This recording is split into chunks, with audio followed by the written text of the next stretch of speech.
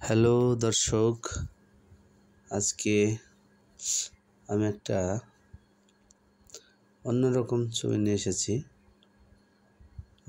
অনেকের ছবিটা নিয়ে আমাকে বলেছিল অনেকে যে আমি যেন একটা গোলাপ ফুল ছবি এঁকে দেখাই। আমি সেই চেষ্টাটি করেছি, কারণ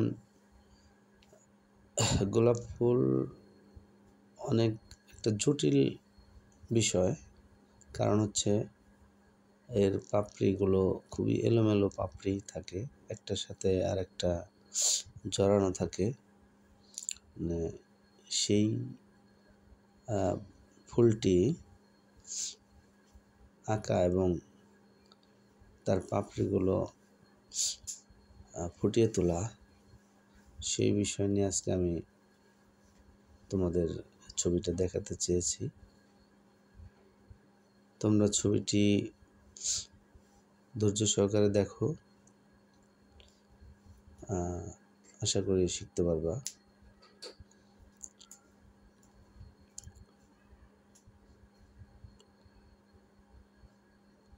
গোলাপ ফুলের পাপড়িগুলো একটার সাথে আরেকটা খুব নিবিড়ভাবে মিশে থাকে, যার কারণে দেখা যায় এর যে জায়গায় জয়েন্ট, একটা পাপড়ির সাথে আরেকটার যে সংযোগ, সেই জায়গাগুলোতে অনেকটা আলো স্বল্পতা থাকে, যার কারণে সেই জায়গাগুলোতে ডিপ কালার ইউজ করতে হয়। আর সেটা উপর দিকে ওঠানোর সাথে সাথে লাইট কালার ব্যবহার করতে হয়। আর এই বিষয়টা খুবই খেয়াল করে দেখতে হবে যে আমি এখানে কালো রং ইউজ করেছি, কারণ যে জায়গায় একটা পাপড়ির সাথে আরেকটা পাপড়ির সংযোগ, সেই জায়গাগুলোতে আমি কালো রং দেওয়ার চেষ্টা করেছি।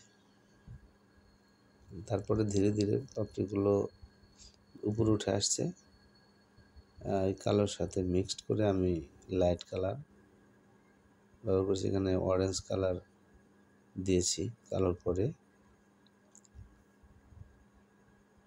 এরপরে আমি হলুদ কালার করব।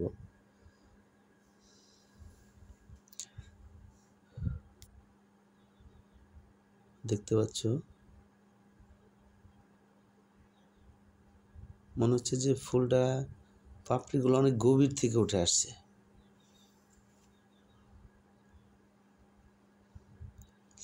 আসলে ছবি আঁকতে হলে আমাদের চারপাশ, আমরা যে জিনিসটা আঁকবো সেই জিনিসটা খুব গভীরভাবে পর্যবেক্ষণ করতে হয়।